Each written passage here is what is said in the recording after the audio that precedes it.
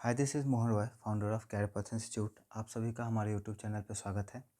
आप सभी को पता है हम लोग जो मॉर्निंग में बिहार बोर्ड में एससीईआरटी के द्वारा डेवलप किया गया चेतना सत्र का मटेरियल है, अभी उसी को डिस्कस कर रहे हैं क्योंकि अभी समय का अभाव है और प्रॉपर मैं अपने आप को मैनेज नहीं कर पा रहा हूँ टाइम। तो इस वजह से मैं सोच रहा हूँ कि जो भी अवेलेबल कंटेंट है उसे मैं आपके साथ शेयर कर दूँ। तो चेतना सत्र में 11 फरवरी तक का हम लोगों ने देख लिया था और यहाँ पे 12 फरवरी का है आज, इसे हम लोग डिस्कस करने वाले हैं। तो चलिए शुरू करते हैं अपने वीडियो को। आज 12 फरवरी है और आज के दिन में क्या हुआ था, स्वामी दयानंद सरस्वती का जन्म 12 फरवरी 1824 में गुजरात राज्य में हुआ था। वे आर्य समाज के प्रवर्तक और मुख्य सुधारवादी सन्यासी थे। आर्य समाज आंदोलन ने हिंदू धर्म का पुनरुद्धार करने का महान प्रयास किया। उन्होंने जातिवाद और बाल विवाह का विरोध किया। ठीक है, अंडरलाइन करिएगा ये लाइन, जातिवाद और बाल विवाह का विरोध किया था और नारी शिक्षा तथा विधवा विवाह को प्रोत्साहित किया था। तो स्वामी दयानंद सरस्वती, ठीक है, और आर्य समाज, दो यहाँ पे कंटेंट आपका ज़रूरी है। आर्य समाज का ही ये सब होगा, नारी शिक्षा, विधवा विवाह, बाल विवाह का विरोध, जातिवाद का विरोध। चार्ल्स डार्विन का है दूसरा कंटेंट। चार्ल्स डार्विन जो थे, इन्होंने theory of survival of the fittest या फिर ऑरिजिन ऑफ द स्पीसीज़ के बारे में बताया था। तो इनका जन्म 12 फरवरी 1809 ईस्वी में इंग्लैंड में हुआ था। वे महान प्रकृतिवादी थे जिन्होंने क्रम विकास का सिद्धांत, है ना, दुनिया को के सामने रखा था। इन्होंने प्राचीन समय में इंसानों और अन्य जीवों में होने वाले विकास को अपने शोध में बहुत ही आसान तरीके से बताया था। डार्विन ने जहाज HMS बीगल से यात्रा की। 20 साल के बाद तक कई पौधों और जीवों की प्रजाति का अध्ययन किया और 1858 में दुनिया के सामने क्रम विकास का सिद्धांत दिया। आज ही के दिन को राष्ट्रीय उत्पादकता दिवस के रूप में हम लोग मनाते हैं। हर साल 12 फरवरी को मनाया जाता है। इसका उद्देश्य देश के सभी क्षेत्रों में उत्पादकता और गुणवत्ता की चेतना को प्रेरित और प्रोत्साहित करना है। आज का विचार देखते हैं। सफलता हमारे असफलता के स्तंभ पर खड़ी होती है। अगर कोई लाइफ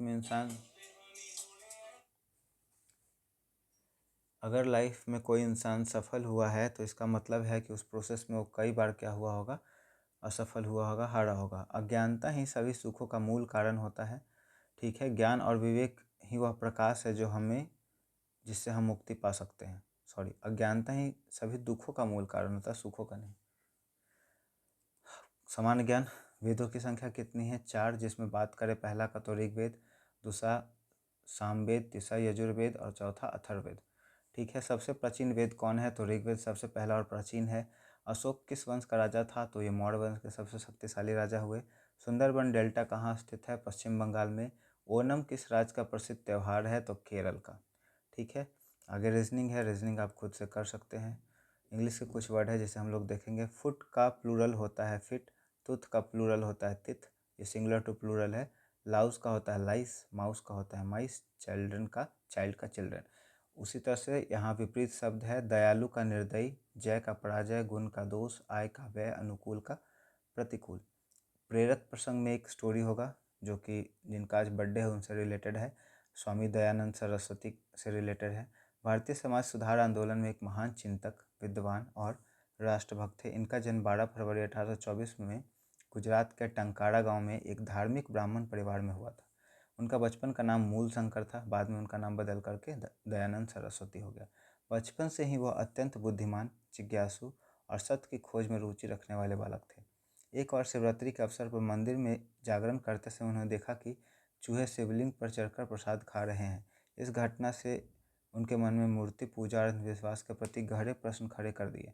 तभी से उन्होंने सच्चे ईश्वर और वास्तविक धर्म को जानने का संकल्प लिया। युवावस्था में उन्होंने घर छोड़ दिया और ज्ञान की खोज में संन्यास ग्रहण कर लिया।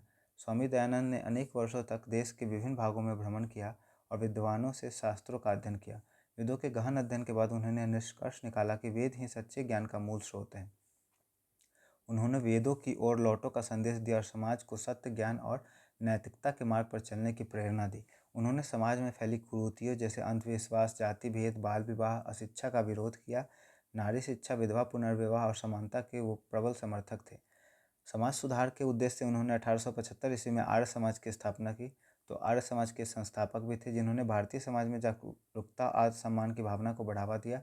स्वामी दयानंद एक निर्भीक वक्ता और प्रखर विचारक थे। वक्ता कहने का मतलब जो भाषण देते हैं, स्पीच देते हैं, उनके बारे में बात हो रही है। वे सत्य को बिना भय से प्रस्तुत करना चाहते थे और ऐसा करते भी थे, चाहे विरोध का भी इनको सामना क्यों ना करना पड़े। उन्होंने सत्यार्थ प्रकाश जैसे महत्वपूर्ण ग्रंथ की रचना की। तो सत्यार्थ प्रकाश इनका ग्रंथ है जिनको इन्होंने लिखा था, जिसमें उन्होंने अपने विचारों को स्पष्ट रूप से प्रस्तुत किया। स्वामी दयानंद सरस्वती का निधन 30 अक्टूबर को 1883 में हुआ, परंतु उनके विचार आज भी समाज को एक दिशा प्रदान करते हैं। तो अब 9th-10th का हम लोग देखेंगे, ऊपर का कंटेंट हम लोग का सेम होगा, ठीक है। एक यहाँ पर जो है आज का विचार, इसमें महर्षि दयानंद सरस्वती का ही है। इंसान को अपनी व्यक्तिगत उन्नति में संतुष्ट नहीं होना चाहिए, बल्कि सबकी उन्नति में ही उसकी अपनी उन्नति समझना चाहिए।